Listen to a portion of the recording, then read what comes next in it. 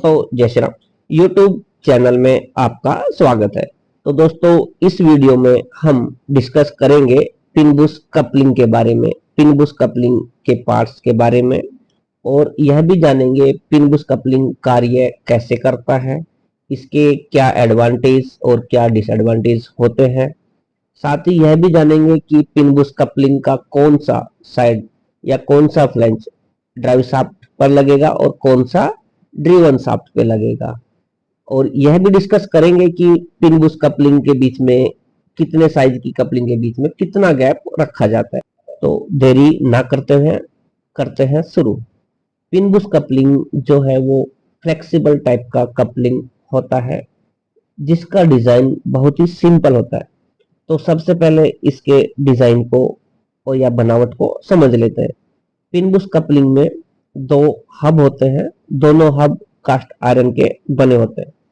अब ध्यान से देखिए, यहाँ पर जो इमेज में जो हब, जिस हब में ज्यादा बड़े बड़े होल है उसको बोलते हैं फीमेल साइड का हब, और जिस हब में छोटे छोटे होल होते हैं उसे हम बोलते हैं मेल साइड वाला हब।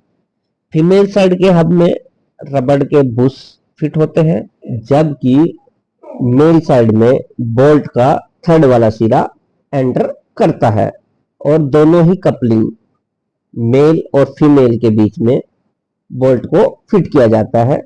बोल्ट को फीमेल साइड से एंटर किया जाता है और बीच में स्पेसर रिंग लगाया जाता है। स्पेसर रिंग जो दोनों कपलिंग के बीच होता है वो मेल साइड में स्प्रिंग वाशर के साथ नट को टाइट किया जाता है। और मैं आपको एक चीज और बता दूं, दोनों कपलिंग या दोनों फ्लैंज के बीच में प्रॉपर गैप मेंटेन करना आवश्यक है, और अलग अलग साइज की कपलिंग के बीच में अलग अलग साइज में गैप बढ़ाया घटाया जाता है। इस कपलिंग के दोनों ही फ्लैंज पे कीवे कटी होती है और इसकी सहायता से हमारा कपलिंग शाफ्ट पर फिट होता है। क्योंकि इस कपलिंग के फ्लैंज में रबड़ के बुश यूज होते हैं, उन रबड़ के बुश का एक सबसे बड़ा फायदा यह है कि कपलिंग शॉक को ऑब्जर्व कर सकती है, यानी कि झटका लगने पे उसको ऑब्जर्व कर सकती है। और इसमें एक एडवांटेज इसकी ये भी है कि हल्का मिसअलाइनमेंट अगर है तब ये कपलिंग कार्य कर सकती है। और अब बात कर लेते हैं सबसे बड़े कंफ्यूजन की। जब हम पिन बुश कपलिंग का यूज करते हैं तो काफी सारे लोगों का एक कंफ्यूजन रहता है कि कौन सा पार्ट मेल है और कौन सा फीमेल है, या फिर कौन सा ड्राइव शाफ्ट पर लगेगा और कौन सा ड्रिवन शाफ्ट पर लगेगा। पहले जान लेते हैं मेल फीमेल। तो पिन बुश कपलिंग में जिस साइड में बुश लगते हैं उसको हम बोलेंगे फीमेल, और जिस साइड में हमारे नट टाइट होगा उसको हम बोलेंगे मेल पार्ट कपलिंग का। या फिर साधारण सी भाषा में ऐसा भी बोल सकते हैं, पिन बुश कपलिंग के जिस साइड में होल बड़े हैं उसको हम फीमेल पार्ट बोलेंगे, और जिस साइड में होल छोटे हैं उसको हम मेल पार्ट बोलेंगे। अब जान लेते हैं मेल पार्ट शाफ्ट के किस सिरे पे लगेगा और फीमेल पार्ट किस सिरे पे लगेगा।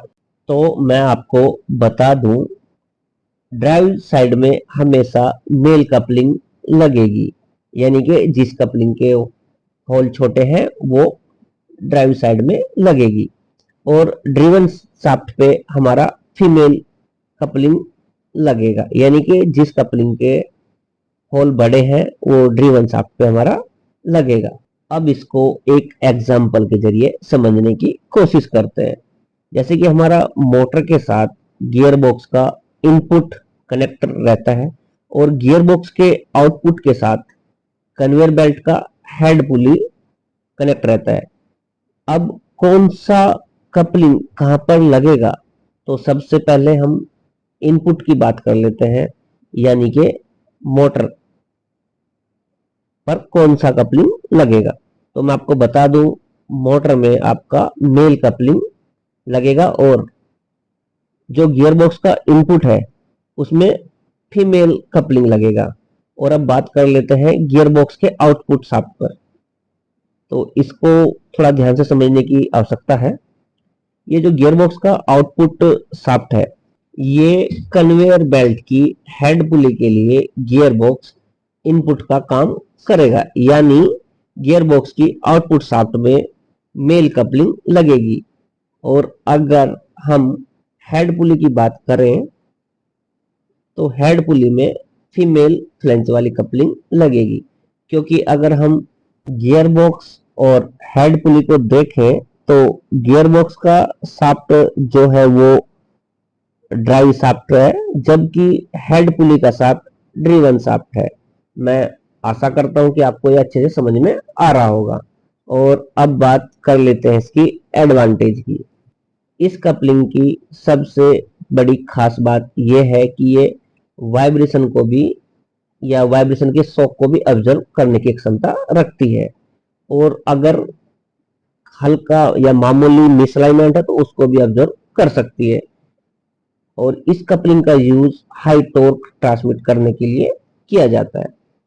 और इसका जो डिजाइन रहता है बहुत ही सिंपल होता है, और इसमें लुब्रिकेशन की भी आवश्यकता नहीं होती। अगर हम बात करें इसकी डिसएडवांटेज की, इसके लिए ज्यादा रेडियल स्पेस की आवश्यकता होती है, और इसमें जो रबड़ के बुश लगाते हैं वो कुछ समय बाद कट जाते हैं, उनको या डैमेज हो जाते हैं, उनको रिप्लेस करना पड़ता है कुछ कुछ समय के बाद। और अब बात कर लेते हैं पिन बुश कपलिंग के गैप के बारे में। तो जैसे कि आप चार्ट में देख पा रहे हैं, जो सबसे पहला कॉलम है चार्ट में वो है कपलिंग के साइज का। जैसे कि आप देख पा रहे हैं इसमें लिखा हुआ है FBC1, BC2, BC3, BC4, 11 तक है। ये सब साइज यहाँ पे दिए हुए हैं। इसके पास वाला जो कॉलम दिया गया है, सेकंड वाला कॉलम, उसमें दिया गया है मिनिमम बोर डाया, यानी आप हब में कितना मिनिमम बोर कर सकते हैं। और उसके पास में जो कॉलम दिया गया है तीसरे वाला कॉलम, उसमें दिया गया कि मैक्सिमम कितना बोर आप हब में कर सकते हैं। जैसे कि BC1 में दिया गया है मिनिमम आप 12.7 mm का बोर कर सकते हैं। और मैं आपको एक चीज और बता दूं, ये चार्ट में जितने भी डायमेंशन दी गई हैं वो सभी डायमेंशन mm में दी गई है।